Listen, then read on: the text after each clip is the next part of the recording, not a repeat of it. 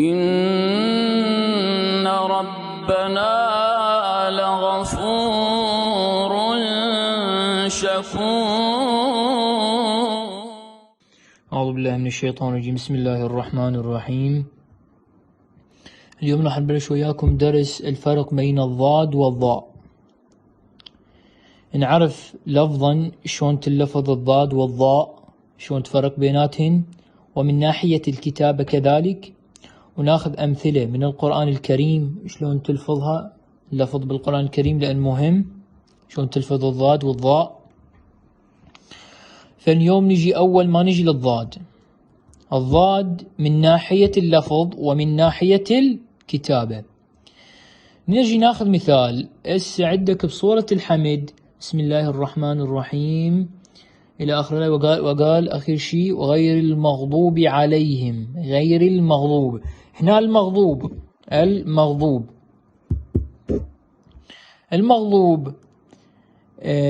هنا غير المغضوب انت من ناحية الكتابة هاي مبينة، من ناحية الكتابة مبينة، ولكن من ناحية اللفظ شلون تلفظ؟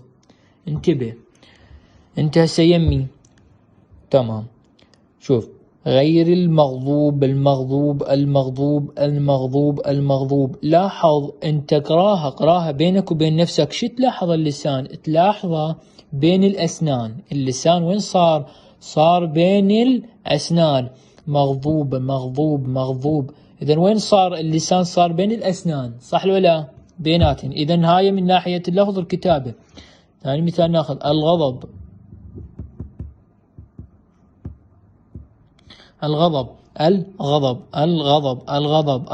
من نقول الغضب راح تلاحظ اللسان وين جاي يتجه ويا الأسنان، يتجه نحو الأسنان بيناتن، يصير بيناتن، فيصير الغضب. زين، عندك بعد هواي بعض.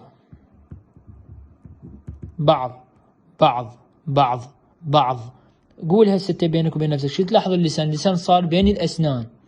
تمام لو تمام. هسه هذا واضح من ناحية الكتاب مبين، ضاد مبين، ومن ناحية اللفظ بيناها لكم.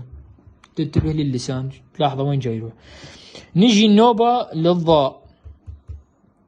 الضاء هم من ناحية اللفظ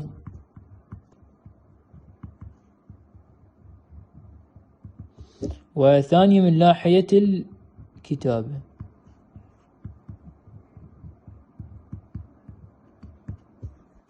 من ناحية اللفظ ومن ناحية الكتابة. مثال على ذلك بالقرآن الكريم يقول لا ينال عهدي الظالمين. أول نجي الظالمين،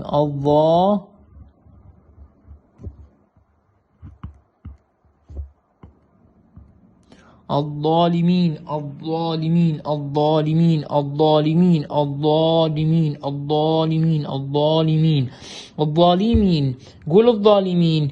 وين جاي تلاحظ اللسان؟ هنا هسه من ناحية الكتابة مبين ضا. هسه عوف الكلمة، قول ضاد. وين تلاحظ اللسان؟ تلاحظ اللسان جاي يتجه نحو الأعلى وراء الأسنان، فوق نحو الأعلى، اتجاه الفك العلوي. الظالمين. إذن شوف، لاحظ بينك وبين نفسك قولها شلون تلاحظ اللسان يتجه نحو الأعلى وراء الأسنان فوق بالفك العلوي. ظالمين. اثنين، عندك بعد مثلا عظيم.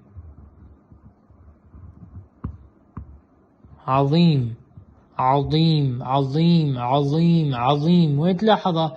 كذلك مبين شو كتابة ولفظا. عظيم. جاي تلاحظ وين اللسان جاي يتجه نحو الأعلى صوب الفك العلوي، صح ولا لا؟ هاي تبين. شوف هسه انت عوف هاي قول بيناتهم، ما نريد نطول بيه، موضوع سهل كلش حلو. ضاد جاي تلاحظ اللسان من أسنان يخرج ويرجع لورا، يعني بين الأسنان. ضاد. قول ضاء جاي تلاحظ اللسان وين صاروا الأسنان نحو الفك العلوي، صح ولا لا؟ فهذا اليوم موضوعنا انتهى إن شاء الله. الفرق بين الضاد والظاء وما بيها شيء، سهلة إن شاء الله. تابعوا الفيديو إن شاء الله. الفيديو القادم راح نشرح لكم سورة الحمد والأخطاء الشائعة اللي يصير بيها إن شاء الله، ونبينها لكم ونقرأها لكم بصورة صحيحة إن شاء الله، ونعلمكم إياهم لأن هي أساس للصلاة. أشوفكم في أمان الله.